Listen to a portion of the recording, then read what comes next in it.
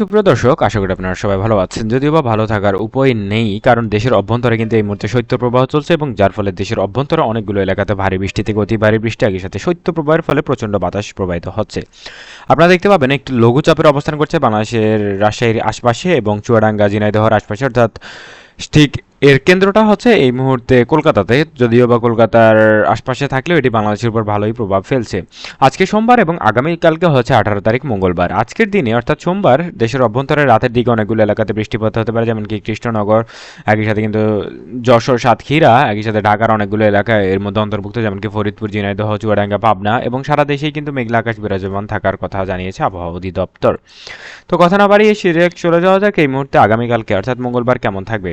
ভোর 6টার দিকে অর্থাৎ 6টা-7টার দিকে বাংলাদেশের চট্টগ্রামের কয়েকটি এলাকা, যেমন কি থানচি, একই সাথে কিন্তু চাকরিয়া, মহেশখালী, কক্সবাজার, বান্দরবান, চট্টগ্রাম, রাঙ্গামাটি, প্রত্যেকটি এলাকাতে বৃষ্টিপাত মাঝারি ধরনের হতে পারে। নোয়াখালী, ফেনী, ভোলা, বরিশাল, চাঁদপুর, মাদারীপুর, হোমনা, কুমিল্লা, নরসিংদী, গাজীপুর, ঢাকা সহ আশপাশের এলাকাগুলোতে মেঘলা আকাশ থাকতে পারে। বৃষ্টিপাত হওয়ার সম্ভাবনা অবশ্যই একদমই কম। তবে আপনারা যারা কে কোন জেলা থেকে দেখছেন সেখানকার আবহাওয়া পরিস্থিতি এই মুহূর্তে আপনারা যে যেখান থেকে দেখেন না কেন অবশ্যই আমাদের কমেন্টে জানিয়ে দিতে একদমই ভুলবেন না। এর মাধ্যমে কিন্তু আমরা আপডেটটা একদম যাচাই করে সঠিক পর্যায়ে জানাতে পারবো। তো কথা না বাড়িয়ে জেনে নেওয়া যাক ভোরের দিকে কেমন চলবে সিলেট অঞ্চলে জৈন্তাপুর, সুনামগঞ্জ, ধীরাই, বড়লেখা, মৌলভীবাজার, একই সাথে কিন্তু নেত্রকোনার মধ্যে ময়মনসিংহ, জামালপুর, গাইবান্ধা, বগুড়া এই এলাকাগুলোতে মাঝারি বৃষ্টিপাতের সম্ভাবনা রয়েছে এবং রংপুরের দিকে দিনাজপুর, রংপুর সহ আশপাশের এলাকাগুলোতে খানিকটা বৃষ্টিপাতের সম্ভাবনা ভোরের দিকে।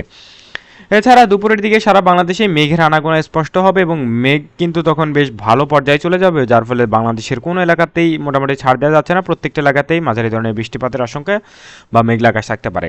তবে দুপুরের দিকে বৃষ্টিপাত হওয়ার সম্ভাবনা সবচেয়ে বেশি নড়াইল, যশোর, মাদারীপুর, খুলনা, মোংলা, একই সাথে কিন্তু আমরা দেখতে পাচ্ছি বাগেরহাট, চিলতলা, জিয়ানগর এই এলাকাগুলোতে মাঝারি থেকে ভারী বৃষ্টিপাত হতে পারে।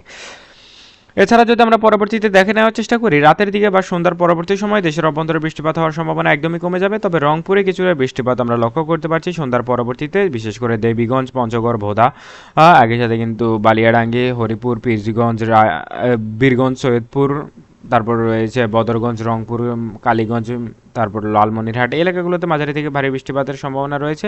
একই সাথে ময়মনসিংহ, ফুলবাড়ী, ঈশ্বরগঞ্জ, কিশোরগঞ্জ, তারপর শ্রীপুর এই এলাকাগুলোতে মাঝারি বৃষ্টিপাত হতে পারে রাতের দিকে। এছাড়া সবচেয়ে বেশি বৃষ্টিপাতের সম্ভাবনা দোহার, ফরিদপুর, মধুখালী, বরগুনা, একই সাথে কিন্তু এখানে মুকসুদপুর রয়েছে এই এলাকাগুলোতে মাঝারি থেকে ভারী বৃষ্টিপাত হতে পারে। এছাড়া 19 তারিখের দিকে যদি দেওয়ার চেষ্টা করি, সেক্ষেত্রে 19 তারিখের দিকেও কিন্তু হালকা পাতলা বৃষ্টিপাত হতে পারে। অর্থাৎ এই সপ্তাহে বৃষ্টিপাতের সম্ভাবনা কম থাকলেও ঝিরিঝিরি বৃষ্টিপাত, মেঘলা আকাশ দেখা দিতে পারে। সেই ক্ষেত্রে সুনামগঞ্জ, চাতক, একই সাথে কিন্তু কামলগঞ্জ, নেত্রকোনা এই এলাকাগুলোতে ভারী বা হালকা বৃষ্টিপাত হতে পারে 19 তারিখ ভোরের দিকে।